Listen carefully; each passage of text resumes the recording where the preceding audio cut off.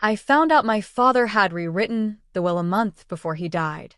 Not only was my name removed from the family business, we'd built it together since I was 15, but everything, every share, every asset, every decision was handed solely to my younger brother, Ryan. The man who barely showed up to work. The man who never even wanted it. And you know how I found out? Not from my mom. Not from Ryan. Not even from our father's lawyer. I found out when I walked into our office the week after the funeral and my keycard didn't work. I stood there in the parking lot, dressed in black, mascara still smudged under my eyes, pressing the buzzer over and over until the secretary opened the door and whispered, "I'm so sorry, Claire." Ryan said, "You're not on the list anymore." It was the moment everything shifted. My identity, my trust, my idea of family. Have you ever realized you were betrayed by the people you trusted most? Tell me in the comments where you're watching from if you've ever had family turn into strangers. I was born into a family where work was love. My dad, Richard Lawson, ran a modest but respected construction and renovation business in Ohio, Lawson and Company. Contracting. It wasn't flashy, but it was honest work. Clients trusted us. Neighbors respected us. And most of all, my dad treated the business like a second child. Maybe that's why, from the moment I could lift a paintbrush, I was by his side. I remember one summer when I was 15, I came downstairs wearing my brand new Vans and ripped jeans, ready to go to the mall. But Dad was already in the garage, drenched in sweat, sorting lumber and muttering about a shipment that came in warped. I paused at the screen door. He looked up and smiled. Not the kind of smile you give to a child interrupting work, but the kind of smile that says you belong here. "Got a second?" he asked, holding out a pair of gloves. "Figured we could build that porch swing your mom keeps asking about." That afternoon turned into an entire summer. I canceled mall trips, skipped sleepovers, and learned the names of tools my friends couldn't pronounce. I hammered, painted, measured. He taught. We talked. And he never treated me like just a daughter. I was his partner in training. Every corner of our business had a story attached. That cracked tile in the bathroom? I picked it out on a whim during a supply run, and my dad pretended to hate it until the client loved it. The light fixture in the office? Ryan broke it trying to swing on it like Tarzan when he was 9. Dad laughed for days. At the time, Ryan was distant, always into video games, basketball, sneakers. He was 3 years younger and treated the business like an annoying family chore. Mom would have to bribe him with pizza just to get him to pass a wrench. But I didn't mind. I liked having that space with Dad, our sacred ritual. On weekends, we'd go over numbers, draw sketches for upcoming renovations, and make decisions together. He'd lean over with a coffee mug in one hand and a pencil behind his ear, asking me things like, "What do you think about skylights in the new addition?" Like my opinion actually mattered.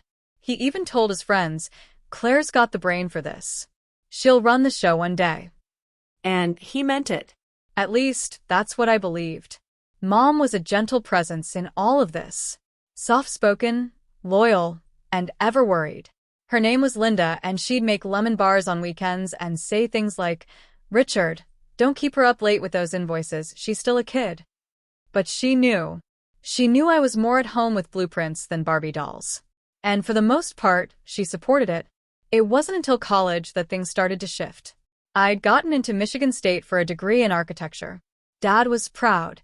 He drove me to orientation in his old Ford truck, told everyone at the welcome booth that his daughter was going to design buildings he'd one day build. But Ryan, he barely said congratulations. He stayed back in Ohio, scraping by at a local community college, unsure of what he wanted. Sometimes he'd help at the business, sometimes not. He'd show up late, make excuses, flirt with a receptionist, then vanish for a week. But Dad never got too mad. "Boys will be boys," he'd say with a shrug. And that phrase it stuck. By the time I was 23, I graduated with honors and returned home, eager to pour everything I'd learned into the family business. Dad welcomed me back with open arms. "Let's grow this thing together," he said, sliding a folder across the table. Inside were plans to expand, add a kitchen remodel branch, start commercial bids, rebrand. "You and me, kid," he said, grinning. Let's take this to the next level. Those first 2 years were magical. We redesigned the company logo together, doubled our client base, and I became project manager for several new sites. Clients loved me. Vendors trusted me. And Dad started calling me the boss in front of the crew. But quietly, subtly, things with Ryan got tense.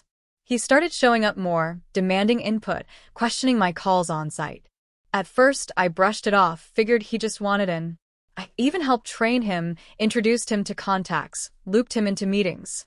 But every time he made a mistake and I corrected it, even gently, he'd sulk for days or complain to Mom behind my back. "She treats me like an idiot," he'd say, conveniently forgetting he once installed kitchen cabinets upside down. Mom would pull me aside. "Honey, he's trying his best. Maybe ease up on him a little." I tried. I even offered to let him co-lead the next big renovation project. But he missed 3 site inspections, forgot to order tiles, and still blamed me for not reminding him. Dad covered for him, again. I started noticing little things. Emails I sent mysteriously went unanswered. Meetings I scheduled were rescheduled by Ryan without telling me. Once, I found him in Dad's office flipping through contracts I hadn't even seen yet. I asked Dad about it, gently. He looked uncomfortable, then waved it off. "Just trying to get him more involved. Don't worry, you're still the brain of this operation." But something had shifted. The quiet confidence Dad used to show in me had dulled. As if he was balancing an invisible scale and trying not to tip it too far toward either of us. Then came the award night. The local Chamber of Commerce was honoring Lawson and Company for community contribution. We'd donated renovation work to a local women's shelter and rebuilt a church that had burned down. I was behind both projects. I pitched them, managed them, completed them. But when the host called our name on stage, only one person was invited up. "Ladies and gentlemen, give a round of applause for the face of Lawson and Company, Ryan Lawson." The crowd cheered. Cameras flashed. I stood in the corner of the ballroom, clapping politely, watching as my brother smiled and waved, accepting the plaque and thanking our amazing team. He never mentioned my name. Dad didn't either. I went home that night, peeled off my dress, and cried in the dark. Still, I stayed, because part of me still believed I belonged. Dad got sick a few months later. It was sudden, a pancreatic cancer diagnosis, aggressive and fast-moving. Our world crumbled overnight. Between hospital visits, prescriptions, and scheduling treatments, the business fell mostly to me. Ryan barely visited. He said hospitals made him anxious. Mom was a wreck. I was the one holding everyone together, juggling invoices, running projects, coordinating with clients, and comforting my dying father. And in the quiet moments, in that sterile white room with the beeping machines, Dad would still smile at me like he used to. "You've got this, Claire," he'd whisper. "You're the reason it kept running." I held his hand, kissed his forehead, and whispered back, "I'll keep it going for you." And I meant it. But I didn't know that while I was wiping tears from Mom's eyes and organizing my father's pain meds, the paperwork was already being filed. That somewhere in a back office, my father had signed documents that would erase me. And I had no idea that my own brother was already talking to lawyers. The first real crack in the facade came on a Tuesday morning, 2 weeks after Dad's funeral. I was in the office early, as usual, reviewing vendor invoices and finalizing the design specs for a medical clinic renovation we'd pitched before Dad passed. The staff was still in a haze. Everyone missed him. His coffee mug still sat on the break room counter, untouched. I'd left it there on purpose. That morning, I opened a file folder labeled Ryan, Personnel Notes. It had accidentally been slipped into the stack I was reviewing. Inside was a signed request from Ryan to promote himself to managing director. Dated 2 days after Dad died. I stared at the signature. Linda Lawson. My mother. She had signed it. I blinked. Closed the folder. Opened it again. It was real. He hadn't said a word. Neither had she. I walked into Mom's house that evening, clutching the document. She was in the kitchen, folding laundry. "You signed this?" I asked, my voice already trembling. She looked up, startled. "Claire, it's not what you think." What am I supposed to think? I held the paper up like evidence in a courtroom. He waited 48 hours, Mom. 48 hours after the funeral, and he promoted himself. Her eyes darted to the floor. He said it was just formalizing what your father wanted. That Richard had discussed it before. With me? I snapped. Because I was there. Every day. Dad, and I never talked about this. She hesitated, then said the sentence that started breaking everything. Maybe it was just easier this way. Easier. That word echoed like a curse. From that moment forward, the air changed. The office was no longer mine. My ideas were suggestions. My authority, once respected, became something people second-guessed. I noticed that Ryan started dressing differently. Button-ups. Watches. He even got a new haircut. I passed by the break room and heard the new receptionist, someone he'd hired without consulting me, call him Mr. Lawson. He didn't correct her. I stood outside the glass conference room one afternoon, watching him lead a meeting with vendors. A meeting I wasn't invited to. They all laughed, shook hands, signed things. When I asked about it later, he shrugged. Didn't think you'd be interested in this one. It's more on the logistics side. Since when do I skip logistics? Since you've been distracted, he said, gesturing vaguely to the files on my desk. By distracted, I knew what he meant. I was grieving. Grieving the man who built this business with me. The father I buried. The mentor I adored. 1 week later, our lead foreman, Greg, stopped me in the hallway. You still involved in site approvals? He asked, rubbing the back of his neck like he was embarrassed. Of course, I said. He looked away. Because Ryan said all project sign-offs go through him now. Just checking. Didn't want to step on anyone's toes. I felt my heart drop. Greg had worked with us since I was 17. He trusted me. But now even he was confused. Later that night, I scoured the company's digital project management board. My access had been downgraded. I could see the calendar, but not edit it. I could view files, but not upload. I couldn't approve budgets or schedule inspections. It was as if I was being erased in slow motion. I called Mom again. You need to talk to him, I said. He's locking me out of my own job. She sighed, as if the drama exhausted her. Claire, your father wanted peace. Maybe let your brother take the lead for a bit. It's been a hard time for everyone. Peace. I almost laughed. Dad gave me this company. He said I'd run it. We built it together, remember? He also loved Ryan, she said quietly. Don't forget that. That line pierced me deeper than I expected. As if my presence in the company had always been optional. As if I was the temporary fill-in until the real heir stepped in. A week later, I went to the office early again. The cleaners had just finished. Sunlight streamed in through the window panes, catching dust in golden ribbons. I stood by Dad's old desk. His framed photo with me at my architecture graduation still sat beside the monitor. I reached to straighten it, and that's when I noticed it. The nameplate.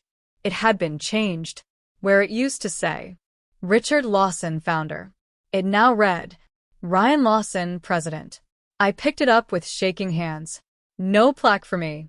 No note. No explanation. Just a silent replacement of the man who built everything, with his daughter at his side. Over the next month, things escalated. Ryan started changing company branding, new logo concepts, updated website colors, even a new slogan, Lawson and Company, built for the future. He never consulted me on any of it. Worse, he hired an outside marketing firm to pitch modernization ideas.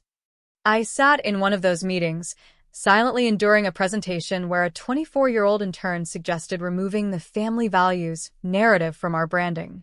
Too sentimental, she said, clicking to the next slide. Clients want bold, not tradition. My voice finally cracked. Tradition is why they trust us. Ryan smiled politely. We appreciate your feedback, Claire. That's all. Like, I was a consultant, not a co-founder, not family. Just feedback. At the annual client appreciation dinner, my name wasn't on the printed materials. The company history pamphlet listed founder, Richard Lawson. Current president, Ryan Lawson. No mention of me. Not even as creative director. No titles. No photos. I stood near the dessert table, clutching a glass of wine, staring at the program. Ryan laughed in a circle of local investors, shaking hands like he was born to lead. He spotted me. Walked over. Smiled like nothing was wrong. Try the cheesecake, he said. Imported. I didn't move. Why wasn't I listed in the brochure? He blinked. What? The company history pamphlet. There's no mention of me. He sipped his whiskey and gave me that shrug that always meant, get over it. I mean, you were always more behind the scenes, Claire. That night, I walked home in heels that blistered my feet. I threw the program into the trash. The final straw came when I received a letter. Certified mail. Not an email. Not a call. A letter. It was from the company's new legal counsel. Change in governance and shareholder status. It read like legal jargon, but the meaning was clear. I no longer had decision-making authority. My voting rights were suspended, pending review. A meeting had been held without me. Votes cast. Papers signed. My ownership? Reduced. My access? Limited. And when I called the law office listed in the footer, a chipper receptionist said, "Let me transfer you to Ryan's executive line." That's when I knew. It wasn't just neglect. It wasn't a misunderstanding. This was strategic. This was betrayal. And it had been happening behind closed doors long before my father died. But nothing prepared me for what I found next. I had gone to Dad's home office, late one night. Mom was asleep. The house was quiet. I needed answers. I opened his desk drawer and found a manila envelope labeled Claire, personal.